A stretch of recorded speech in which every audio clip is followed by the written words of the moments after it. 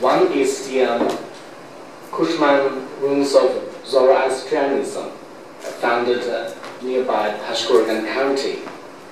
This is a very late discovery, very, very important archaeological discovery in Xinjiang. It's discovered in 2007, and the excavation carried out in 2 years ago.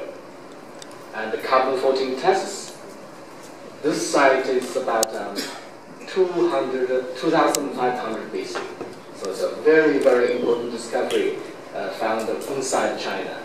It tells us that the origin of the Zoroastrianism, one of the oldest religion in the world. Maybe it was originated in China, in the Pamir Plateau. And since it's a very latest discovery, the study, the research still carry on. I think certainly this discovery will rewrite the history, and proving Pamir Plateau used to be one of the earliest crossroads of Eurasian worlds and civilizations. And the site was stunning, vast, and need the world attention. I think it's a very important discovery. And it is very by accident the car driver point out this site to us along the road. So it's another surprise for us.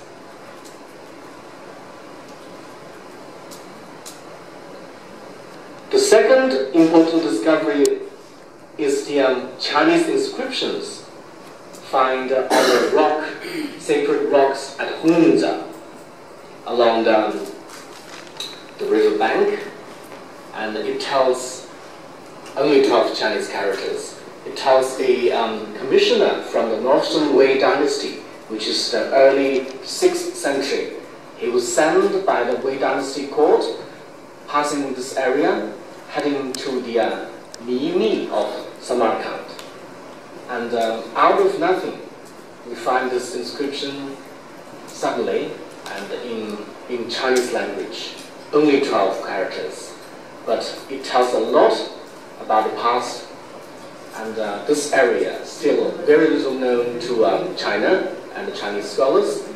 I think this is another great discovery, because it tells us that in a very early period of time, Chinese court already maintained a long-distance diplomatic relation with Soviet. And also, the Hunza Valley is a key passage to travelers and traders between East and West. All these pictures taken on site, and the inscriptions is a paper rubbing by former travelers. I think this discovery still remain unknown to many of our Chinese scholars, and it's very, very important. It's about 1,500 years ago.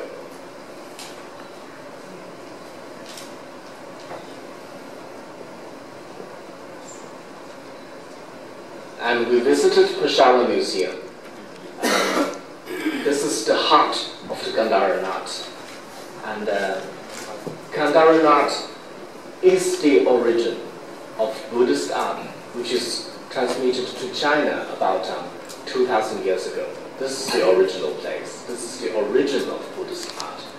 And it means a lot to China, to Japan, to Korea, to whole Asian countries. And this is the starting point. And the collection is stunning. And I'm afraid up to now, this period of history of art still need to be introduced to China, and very little known to Chinese collectors, Chinese scholars, and Chinese people. And clearly, Gandharan art, as we look at this sculpture, strongly influenced by Greek art, and hence it is a crystallization of Hellenist art and the Eastern philosophy. And this is the proof of the merge of the civilizations and the cultures. And And this civilization is primarily a symbol of human development in the area of human knowledge, education, religion, art, and history. So it tells us where we come from.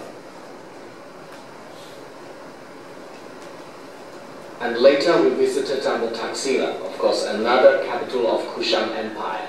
And this is the capital of stucco art, renowned for its vast collection of Gandharan art.